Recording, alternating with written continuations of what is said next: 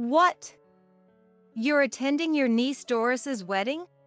Seeing me already dressed up, my husband Ian was furious. Even if she's your niece, she's practically a stranger now. We haven't seen her in years. Why on earth would you go to her wedding? She's not a stranger. Doris grew up like siblings with Jake. You know that. Doris, our niece, adored our son Jake as if he were her real brother and often played with him. Even though we saw less of Doris after she started her career, I never once thought of her as a stranger. No way. Today is my sis Erin's birthday. I promised to take her to a fancy restaurant. There's no way I can cancel it now. Ian has a sister, Erin, who is 10 years younger than him. He used to take care of her a lot because their parents were both working. Perhaps because of this, Ian adores Erin to an abnormal extent even now as adults. The wedding will be over by evening, so I might stop by if there's time. No, you need to come shopping with me during the day. As a woman, I need your advice on what to get Erin that she would like. You should choose it yourself. Erin would be happy with anything you give her, wouldn't she? Anyway, I can't. Then Ian said, "Huh, unbelievable. Ignoring Erin's birthday, huh? Family living together should be the first priority." And with that, he splashed his canned beer over my head. This is what you get. A punishment for neglecting your important family. Wiping my face with a towel, I said with a broad smile, "We're no longer family." Huh? Thinking he misheard, Ian asked, "What did you just say?" Ignoring Ian, I said what I said, and left the house in my wet clothes. My name is Francis, I'm 48 years old and work part-time. I've been interested in tennis since my student days, continued playing in a local tennis club after starting my career, where I met Ian and we started dating and eventually got married. Soon after, our eldest son Jake was born, and our home was filled with endless happy days full of smiles. After work, Ian would turn down all invitations from colleagues, saying, "Seeing Jake's face makes all the fatigue fly away. It's a waste of time to go drinking." He always smiled brightly and treated us kindly. I always respected Ian for that. Yet, there was one thing that always concerned me. It was Ian's adoration for Erin that worried me. Erin, being 10 years younger than Ian, was excessively doted on by him. Ian's parents were a dual-income couple, and Ian had taken care of Erin from a young age in their stead, making their relationship more like that of parent and child than siblings. And in a manner that was far too indulgent towards the children, Ian would buy anything Erin wanted without hesitation, embodying the image of an overly doting father. Even after Erin turned 18, this behavior continued. "Ian, I want a TV. Not one for the living room, but a big screen TV for my room. Please, buy it for me. I want a designer bag. Everyone says the one you bought me last month is out of fashion, and I really need a new one. I was watching this TV show the other day, and now I suddenly want to go to Italy. So, I need money for the trip and some spending money too." Without working and just making such demands, Ian, far from admonishing Erin, would say, "Sure thing. I'd buy anything for you." He sometimes poured much of his income into Erin's wasteful spending. But that wasn't all.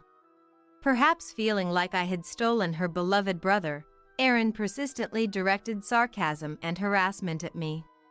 At family gatherings at the in-laws' house, while the parents-in-law welcomed me warmly, Erin maintained a sullen expression the whole time. Erin, who normally didn't help with household chores, would stand in the kitchen only when I was there and, behind Gloria the MIL's back, sneak salt into my coffee. When the unexpected taste made me grimace. "Mom, Francis is just like a child. She can't even drink coffee because it's too bitter. She would point and laugh like a grade schooler. She also played pranks like turning off the heat on cold winter days to make me get cold, and often took my skincare products to use for herself. At first, since it was Ian's family, I endured it, but when Aaron tried to take the money the parents-in-law had given to Jake, I couldn't help but get angry. Aaron, please stop. I don't mind what you do to me, but isn't it wrong to go after Jake's things? I couldn't help but complain. But Aaron, smiling slyly without a hint of remorse, disappeared for a moment only to return later with Ian. I heard from Aaron. You suspected her of being a thief. What were you thinking? There's no way Aaron would do something so bad. Wait a minute. It's not just suspicion. I saw Aaron trying to steal Jake's money with my own eyes. That's not true, Ian. She's lying. I actually wanted to give Jake some money, but I was too shy to give it to him directly, so I tried to sneak it into his stuff. I see. That's what it was. That's what I thought. Aaron is really kind. Ian, completely trusting Aaron's excuse, gently stroked her head and comforted her. Don't cry anymore. Then, glaring at me, dumbfounded and sighing. You doubt Aaron for an innocent mistake and don't even apologize? I'm utterly disgusted. And just like that, he decided I was entirely at fault. Why should I apologize? I saw it with my own eyes that Aaron doesn't lie to me. That means you're the one that's lying, right?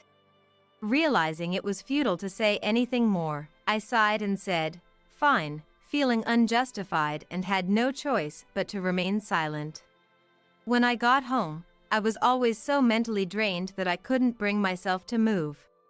Still, I only had to endure Aaron's presence once or twice a year, so I tried to bear it. One day, when I tried to withdraw cash from the account to buy school supplies for Jake, who had just started elementary school, I was shocked to find the balance much lower than expected. When I got home and asked Ian about it, his response was astonishing. Oh, that was me. Aaron wants to become a children's book author. She needs all sorts of supplies for that, and it's going to cost, right? Ian's casual manner, as if he was making small talk, infuriated me beyond words. That money was saved for Jake's future. Why would you use it for Aaron? And for wanting to be a children's book author, of all things? What do you mean, of all things? Aaron told me, if I become famous, I can support my parents with the royalties. Aaron is finally willing to work. Are you going to stand in her way? Just because she started writing children's books yesterday doesn't guarantee she'll suddenly become famous. What are you dreaming? You, as her brother, should teach her reality. What's with that tone? It's as if you're saying Aaron has no talent. She's a real talent, you know. She won 3rd place in a school art contest when she was in the 1st grade. I'm convinced she'll succeed. Ian defended Aaron with full confidence, as if that achievement was a solid basis for her future success. Unbelievable. Is that your reason for dipping into your son's education fund? Who's more important to you, your son or Aaron? Aaron and Jake are both irreplaceable treasures to me. Why are you trying to compare them? You're the one who's out of line here. Think more reasonably. You are going to need more money from now on. Aaron, who's been out of college for years and still refuses to work, is the one who's unreasonable.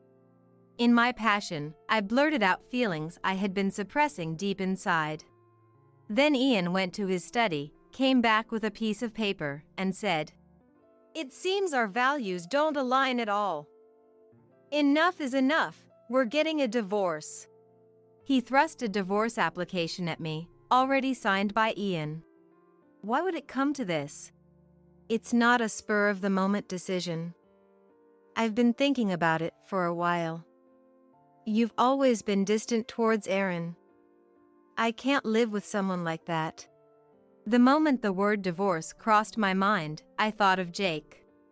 If I hadn't had Jake, I would have chosen to leave Ian without hesitation. But the reality was that Jake had just started elementary school. Whether it's living expenses or tuition, Jake's costs are only going to increase. With that in mind, I couldn't easily agree to a divorce. I'm sorry. I was wrong. Deep down, I was seething with anger towards Ian, but I knew I had to put aside my true feelings and try to improve his mood. I convinced myself it wasn't because I loved Ian, but purely for Jake's future. If you understand, then never go against me again. And that goes for Aaron too. Ian took a deep breath to calm his heightened emotions, crumpled up the divorce papers, and tossed them in the trash before saying, I need a change of scenery. I'm going for a walk. And with that, he hurried outside.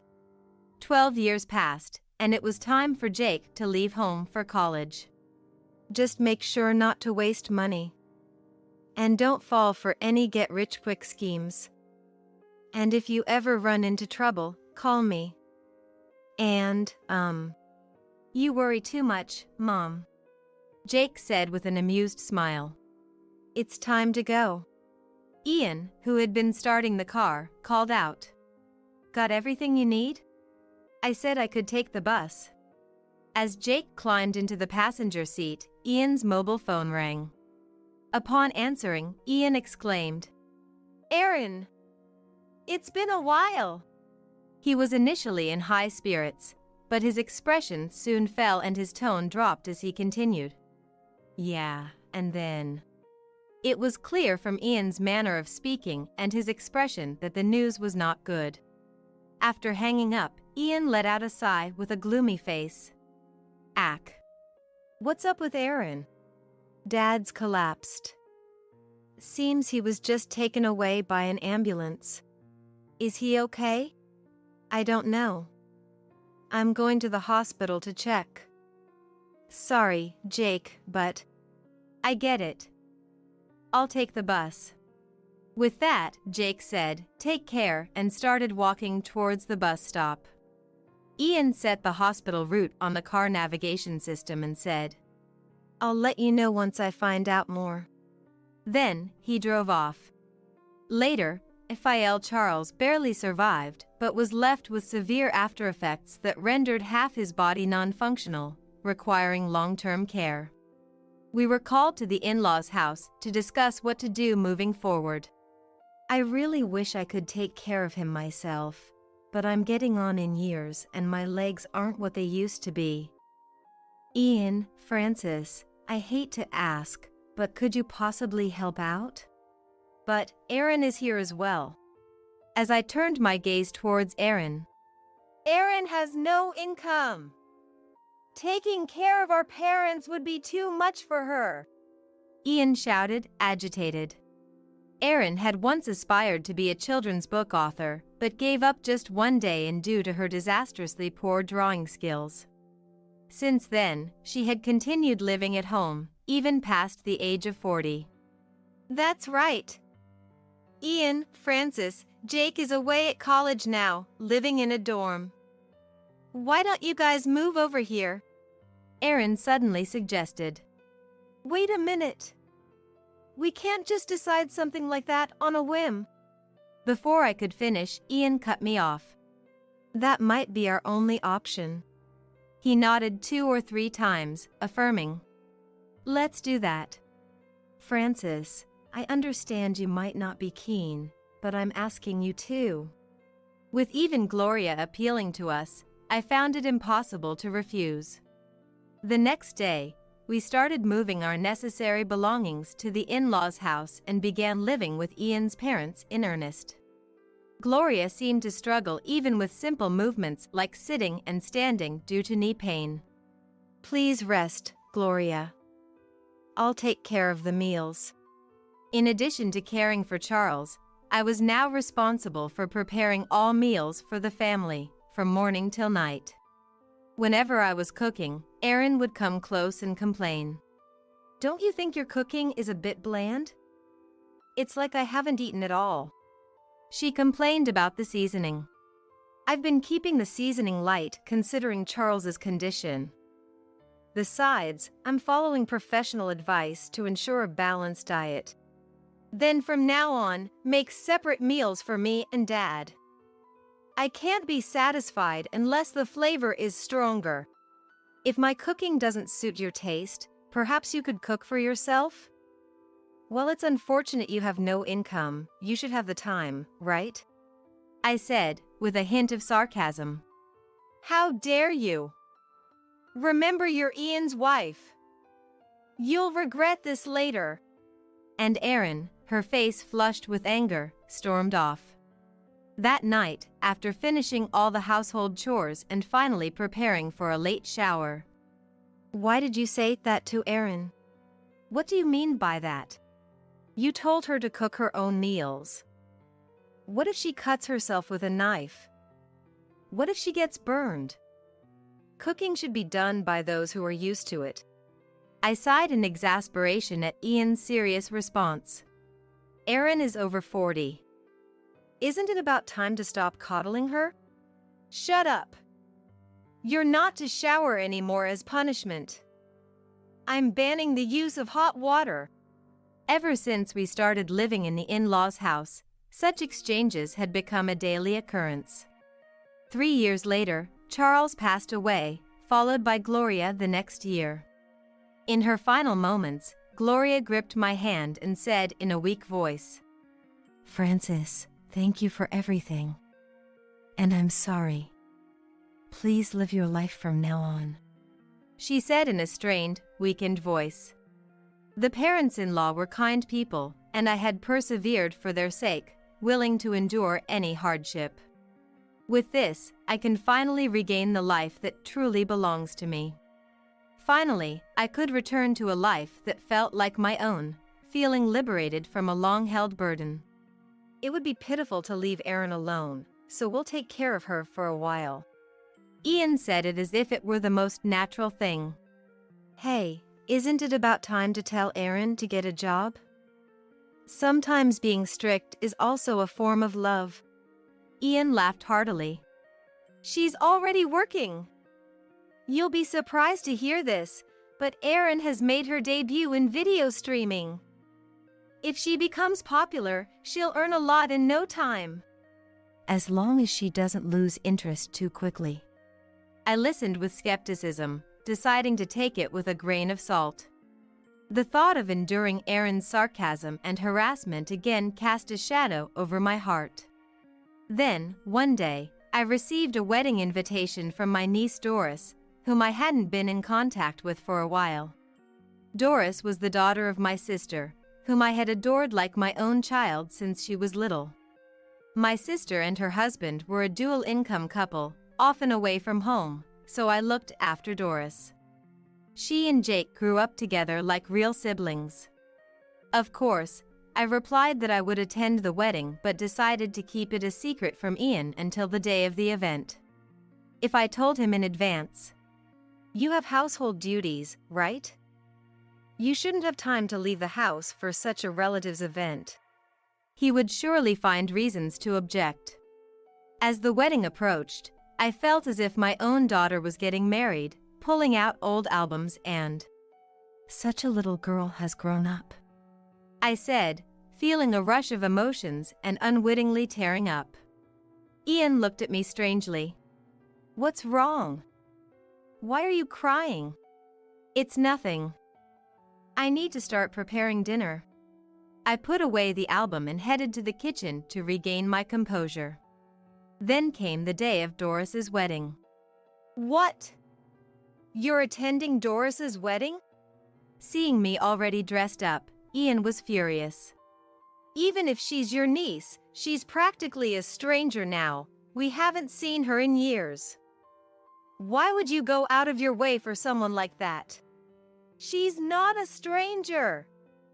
Doris grew up like siblings with Jake. You know that. No way. Today is Erin's birthday.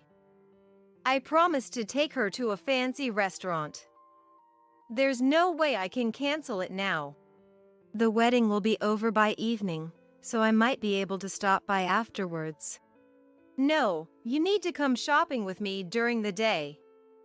As a woman, I need your advice on what to get Erin that she would like. You should choose it yourself. Erin would be happy with anything you give her, wouldn't she? Anyway, I can't. Then Ian said, Unbelievable. Ignoring Erin's birthday, huh? Family living together should be the first priority. And with that, he splashed beer he was drinking over my head. This is what you get. A punishment for neglecting your important family. Wiping my face with a towel, I said, We're no longer family. I said with a broad smile. Huh? Thinking he misheard, Ian asked, What did you just say? Ignoring Ian, I said what I said, and left the house in my wet clothes. Lennox, sorry to bother you, but could I use your shower for a bit? Since I couldn't go to the wedding venue in beer-soaked clothes, I decided to stop by my cousin's house on the way. My cousin Lennox was surprised to see me and asked, What happened? But after I explained the situation, Ian is still the same, huh? If anything, he's getting worse with age, he said, offering me sympathy. After taking a shower and feeling refreshed, Lennox's wife, Holly, had prepared a new set of clothes for me. It fits perfectly. That is such a relief. I was to go to the wedding venue in Lennox's car, but as we neared the city court, I said, Stop around here. What's up? Is something wrong? I have something to do at the court. It'll be quick, just wait for me. I rushed into the city court, finished my business in less than 5 minutes, and returned to the car. It's best to get minor tasks out of the way early, so you can enjoy the wedding to the fullest. By the way, it looked like you received several messages on your mobile phone. Lennox pointed out, and when I took my mobile phone out of my bag, indeed the notification light was blinking, but seeing the name of the sender, I said, Just some promotional ads. There seemed to be some calls too? Those two, just scams. They've been a nuisance lately. The messages and calls were actually from Ian and Erin, but feeling too bothered to engage with them, I decided to completely ignore them.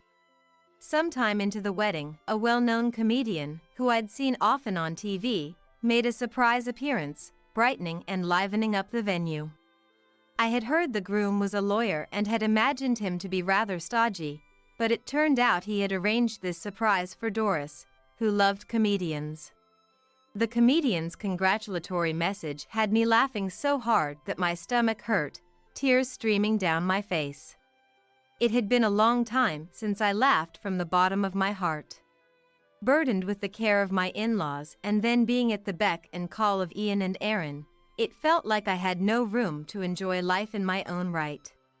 Erin, I'm deeply grateful for looking after me when I was a child, in place of my dual-income parents. I hope to repay your kindness someday. I will definitely be happy. Doris's reading towards the end of the ceremony was touching, and I felt truly glad to have attended. As I headed to the parking lot to return home, I'll drive you home. Hopefully, Ian has had some time to reflect. Lennox offered kindly, but I laughed it off, saying, That won't be necessary. I'm not going home today. I plan to stay at the Holiday Inn for a while. Besides, that man is no longer family but a stranger, and it's no longer a place for me to return to. My cousin and his wife were surprised by my statement, but after I explained the situation in detail, I see. Well, there's nothing to be done then. In that case, stay with us until you sort things out with Ian. It would be costly to live in a hotel every day. Please do. I also want to learn cooking from you, Francis. With that, my cousin and his wife both welcomed me warmly. The next day, possibly having heard the situation from Lennox, Doris suddenly approached me. I was surprised when I heard from Lennox. But if there's anything I can do to help, just let me know. I can't impose on you. Newlyweds should enjoy their time together. Doris was active as a judicial scrivener, and I didn't want to burden her newly married life with my troubles. I mentioned in my final reading yesterday that I wanted to repay you, Francis. It might be a bit early, but now is the time. Plus, my husband said he'd help as much as he can. If you're considering divorce from Ian, we'll protect you as legal professionals. It's clear he's 100% at fault, and we'll make sure to get as much alimony as possible. I felt a warmth in my heart realizing how the once little Doris had grown into a dependable judicial scrivener. But how can we prove it's entirely his fault when it comes to alimony? Do you have anything? Like a record of daily events? After pondering for a moment, I said, it might not be solid evidence, but I kept a diary during the time I cared for our parents-in-law. I pulled out several notebooks from my bag. They contained detailed entries about my daily efforts caring for Charles, who couldn't move at all, and Gloria, whose mobility was severely limited due to weak legs. It also documented the balanced, low-sodium meals I prepared under a professional's guidance, the walks I took Charles on sunny days, and the baths I helped her with. Moreover, the diary meticulously recorded the daily verbal abuses from Aaron and Ian. As Doris read the diary, I revisited the words I had written. Francis, Dad's calling you. He needs to go to the bathroom. Hurry up and take him. You're so inconsiderate. Ian, I don't know how you put up with such a wife. Making Aaron eat such awful food is horrible. Make something better just for her, you useless thing. That's why we're letting you live here. Aaron and Ian's cruel words echoed in my memory. Indeed, my mobile phone had been flooded with messages and calls since the day before, all from Aaron and Ian. When Doris played the answering machine messages, Aaron is waiting at home, hungry. Hurry back, you good for nothing. Is this because I spilled beer on you? I should be the one charging you for the beer. Francis, I'm saying I'll eat your awful cooking. That's about all you're worth as a person, you know? Know who you are. Unaware that a legal professional was listening, they continued to spout whatever they pleased. Is it always like this? I silently nodded, and Doris smirked. We have enough evidence. You can get a divorce whenever you're ready. You don't have to be controlled by such people, Francis. You have the right to be free. With a mischievous smile, I revealed. Actually, I've already filed for divorce yesterday, just before heading to your wedding. What? No way. How did you? But Ian hasn't agreed, right? Well, about that, I explained how I was able to file the divorce papers. I see. That's how you did it. Doris burst into laughter, understanding the situation. Then, we began to steadily prepare for the final showdown. We've got all the necessary documents. Now we just need to confront them with reality. I'm so grateful you're here. Thank you for everything. A few days later, accompanied by Doris and her husband, I went to the in-laws' house where Aaron and Ian were living. You're demanding alimony? And a division of assets? Come on, what kind of joke is this? Ian and Aaron were furious as they looked through the documents. I'm not joking. Everything is as stated in the document. No matter how much you struggle now, you have no right to refuse. Are you out of your mind? We're not even divorced yet. You can't just jump the gun and demand such things. Let me make this clear. I will never agree to a divorce. Exactly. After all we've done for you, you think you can just run away when it suits you? These documents must be some kind of threat. Ian and Erin seemed completely oblivious to reality. The divorce has already been finalized. I've properly submitted the divorce application. Lies. Do you really think such nonsense will work? I never consented to a divorce, nor did I sign anything. The divorce is invalid. Anticipating Ian's rebuttal, I smirked and said, "Didn't you already fill out the divorce application yourself? When would I have done such a thing?" Wait a minute. Ian seemed to finally remember. When Jake had just started elementary school, Ian and I had a huge argument over Erin. In a fit of emotion, Ian had filled out a divorce application and thrust it at me. Remember now? Yes, that's the divorce application from back then. Impossible! I threw that in the trash. Unfortunately for you, I secretly retrieved the divorce application from the trash after you went out for a walk that day, hoping that one day I could truly divorce you. Honestly, I wanted to divorce you right then and there. But I endured it all, waiting for Jake to become independent. My affection for you had faded long ago. That's invalid. That's not true. The handwriting is unmistakably yours. The divorce is recognized as valid. Doris immediately countered. Are you really going to leave me? Wait a minute. Then who's going to cook for me? Who's going to do the laundry? Who's going to clean the house? Ian and Erin were saying something, but I had nothing more to discuss with them. As I stood up to leave, Doris and her husband also rose. That concludes our business here. Goodbye. We brushed off Ian and Erin's desperate attempts to hold us back and left the in-laws' house. Subsequently, through our lawyers, the court proceedings began. Ian was ordered not to have any contact with Jake or me as a condition for reducing the alimony. Even though Erin was also liable for emotional distress damages, she had no income, and Ian ended up shouldering the responsibility. You should start working for a change. It seemed Ian had finally reached his limit with Erin. Jake, now working in the city, had long been exasperated by Ian's cis complex. It's about time. But I think it's for the best. I endured it all until you were independent. You should be grateful. I endured it all until you were independent.